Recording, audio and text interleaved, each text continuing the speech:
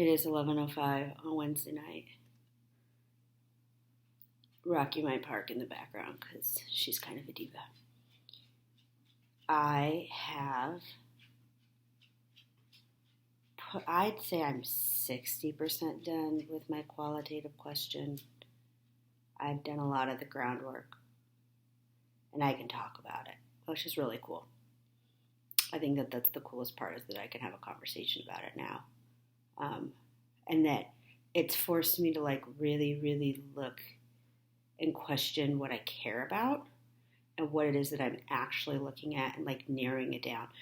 Because I think one of my biggest problems for a long time and this has been my problem in life for quite some time, I scatter my energy. So I'm I'll have one idea and I go down this road and I'll start. So if I was so my interest is teacher identity in regards to Parker Palmer's theory of it being a piece of just who you are in yourself as a person, this kind of inner voice of who you are, and how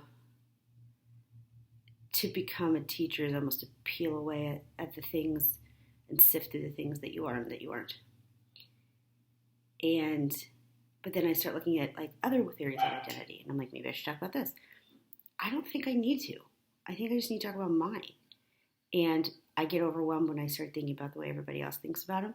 And it's important to acknowledge what other people have done, but that doesn't have to be my focus. I can say, this person studied it this way. This person studied it this way. That's a paragraph. That's it. I don't need to dig deep into it. I need to focus on why I'm doing what I'm doing, because it all connects back to dissatisfaction with teaching and why people leave the profession. Because if people leave the profession because they don't feel like they can be themselves, or they are burnt out, or they just don't feel happy anymore, Palmer attributes that oftentimes to a divided self, that we aren't being true to who we are. I do need to find a quote that links that. I need the burnout study. Anyway, and so if I can connect burnout and attrition with, there is a quote about not feeling prepared, and that could go back to not knowing what needs to happen. Because if we're busy doing what everybody tells us to and not learning how to use our instincts, then when we get into a classroom, we're naked and all we're thinking about is what other people told us, not what we instinctively know. Because we do know stuff.